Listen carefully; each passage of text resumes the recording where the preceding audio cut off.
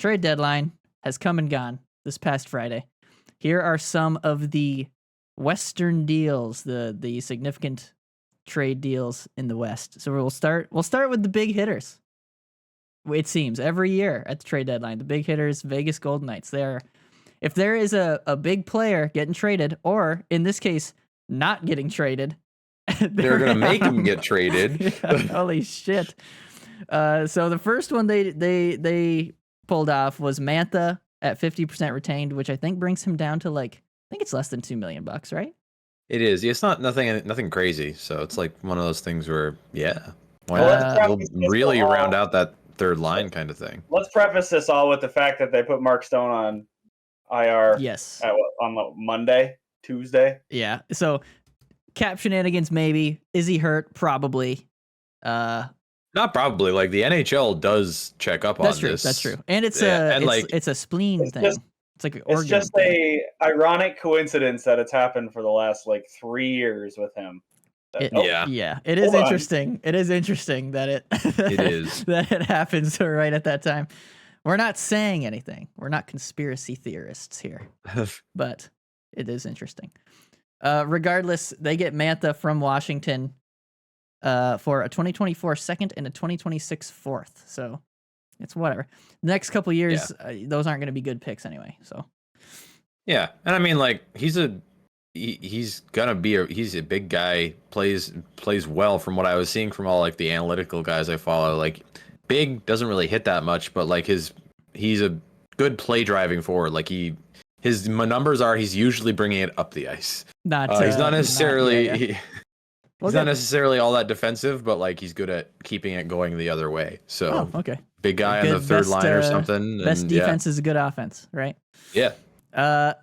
And also, you're just adding him to an already ridiculous lineup, so it's whatever, But that was just their warm up. Yeah, that was the warm up. That's actually their least exciting, consequential one. Yeah. So all throughout the last couple days before I think it was the day before, 2 days before the trade deadline and 3 days before, the Tuesday and the Wednesday. It was thought that Hanifin was probably going to go to the Lightning. That was where he wanted to go. Yeah. He was going to try and go and sign there. And I think the Lightning just couldn't match the return that Vegas could. So do Vegas we have goes the return to Hanifin. On us? I do. So Vegas gets Hanifin, and I think that was it. I don't think they got any picks or anything. I think it was just Hanifin. No, I think it was just him, yeah. Calgary gets a defensive prospect. I didn't write the name down. A 2025 first and third, both conditional. Don't know what the conditions are. And I think Philly must have retained some and gets a 2024 fifth. And I'm guessing Calgary also retained. But I didn't write that down, which is weird because I usually write it down. That is extremely cheap for somebody who can play guaranteed your top four and probably even top pairing if you need him to. I don't know what their ideas for their decor are, but a pick or a first round pick and a prospect, and the late round pick don't mean really shit anyway. No, that's a good deal. I'd like to know what those conditions are, but that 2025 first that you're seeing there is why the Lightning were unable to grab him. They don't have any firsts left, dude. I think they have their next first round pick is 2027 or something. And then to top it off, I on this show, the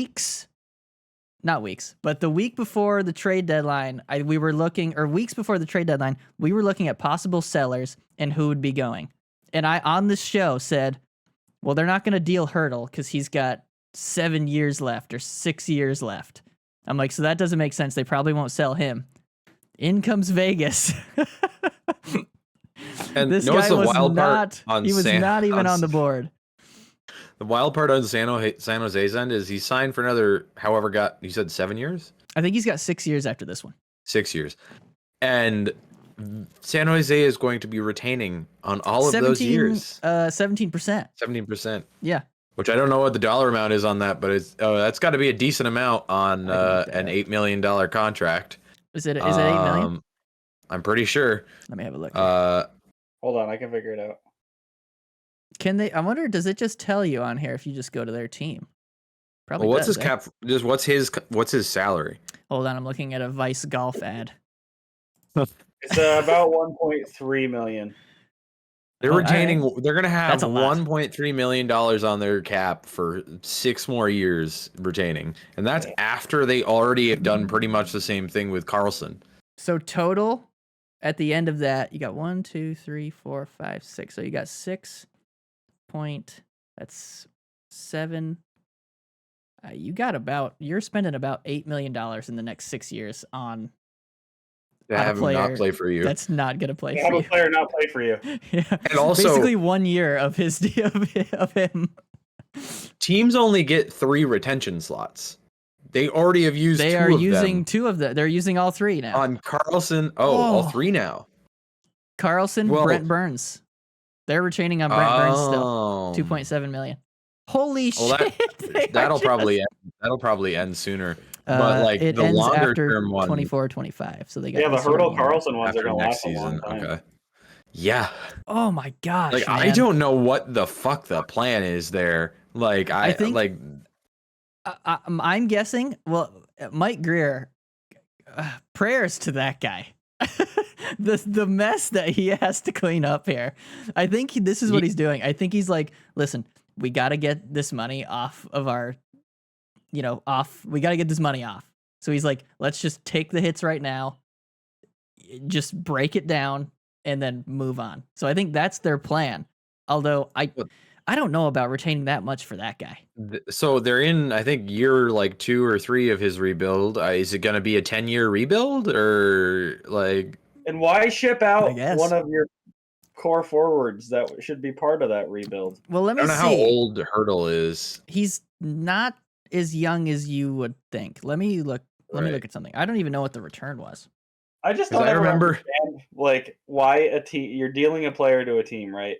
And they want it. Like Vegas wants this guy, and San Jose is like, yeah, sure, take him. And then they're gonna be like, oh, by the way, instead of you taking him for this and this, we're going to actually hold some of his salary just so you guys have an easier cap situation.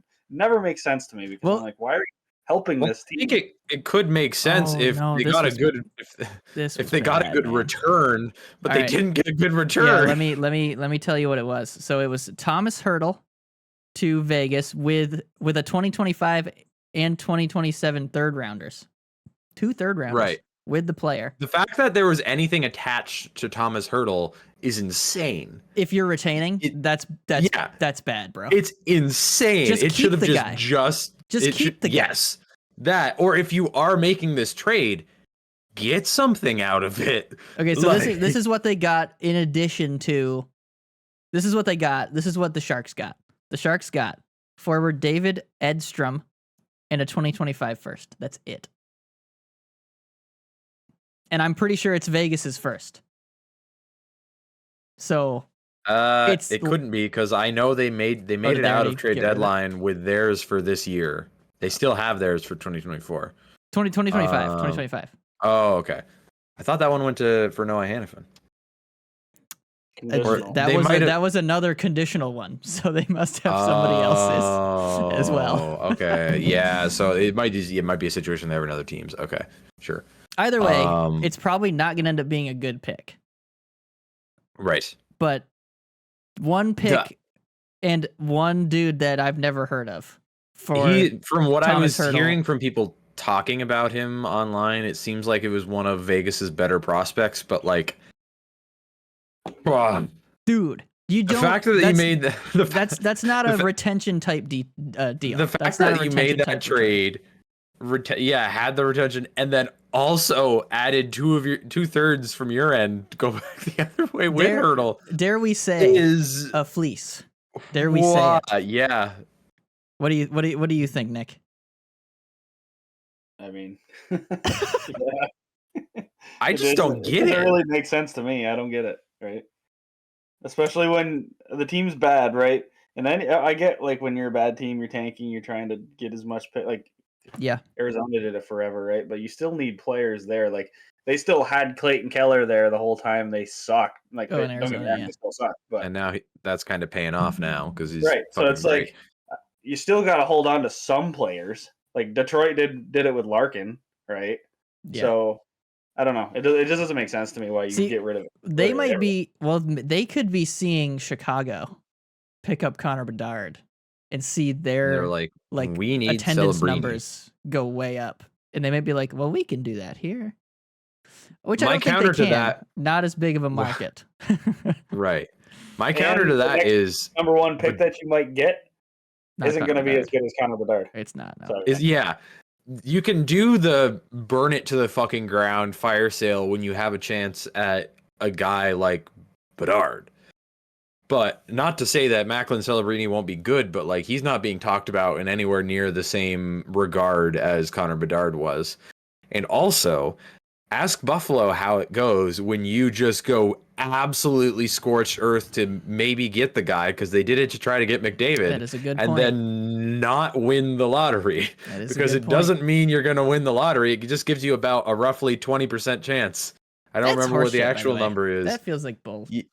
Well, they tried to make it more of a lottery to like get more options in. You could get some crazy swings, but then at the same time, it's like you're not doing the purpose of a draft to give bad teams a good player to get like it defeats the purpose of what you're doing here. I want to see a team in like 20th get the first round pick, like at the end of the season. That's what I want to see. That'd be wild. That'd be wild. But enough of it from San Jose's end. Vegas's end. Holy fuck. They just keep doing it, man. Well, like as annoying as they can be, like, and a lot of hockey Twitter also thinks they are in terms of how much they're just always fucking there. Like with every rumor that was going around on deadline day, they'd be like, oh yeah, somebody's kind of close on this guy, but you know, Vegas also interested. Vegas also in play. I'm like, who the fuck aren't they? Like, they are. They're in on every player that's available. They're in on them. Which is like, and in the same regards of like the LTIR stuff they do, it's like everybody's operating under the same rules. Yeah. Your GM can do this at any time if they would like. If they would actually like to maybe take some swings, do some risky stuff. Oh yeah. They can do this. Vegas just does it every year. Like, and they appear to be pretty good at it. And so they have an owner that is not afraid to shell out some cash to make his team good. I loved the quote after the playoffs when he was like, "Yeah, if there was no salary cap, I'd be spending like $150 million." Like, there was no salary cap, you all would never win. You'd all be fucked because I want to win, and I'm going to make sure that happens. Good for that guy, man. That's how it should be. Yes, that's how it should be. They're fucking annoying, but I want some of that energy on my team any day, please. Yeah, but that is how, like,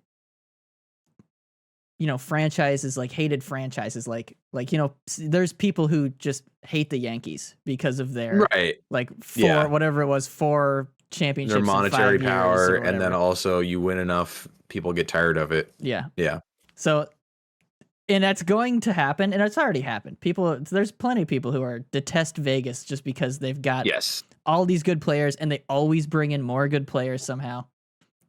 And I understand that, but hey, it's like, so could your team. Yeah, you could do it too. If your management cared, like depending, because like there's some like the Columbus Blue Jackets.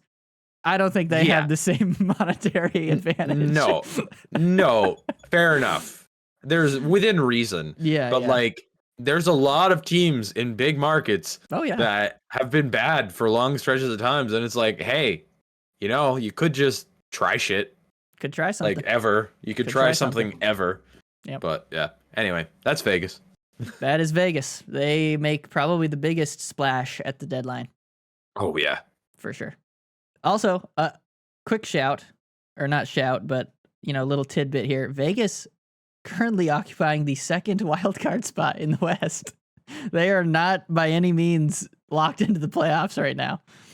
Well, they're looking at barely squeaking in. That they just made are gonna help them. They certainly are. I love that their mindset is, we're kind of floundering a little. Fuck it, we're bringing in reinforcements, and not just reinforcements. We're bringing in reinforcements. Yeah. So who did they? So they have Hanifin's gonna play right away. They have Hertl Mantha's is, going I to think, play right injured away. at the moment. Hertl Yeah. Hertl literally was IR, traded to IR, just different teams. He's going right onto the injured reserve. But from what I heard, it sounds like he should be back before the end of the regular season. Mark Stone won't, from what everybody's saying, but Hertl probably will. Yeah, so that is quite interesting to see a team that's like on the edge swing that hard. Like Nashville is 3 points ahead of them. The Predators. What probably makes it easier is, at least especially with Hertl, is okay, fine. If something goes wrong this year, we have 6 more years of Tomas Hertl. Like, for sure. Yeah. For sure. So good on the Knights. Yep. Well done.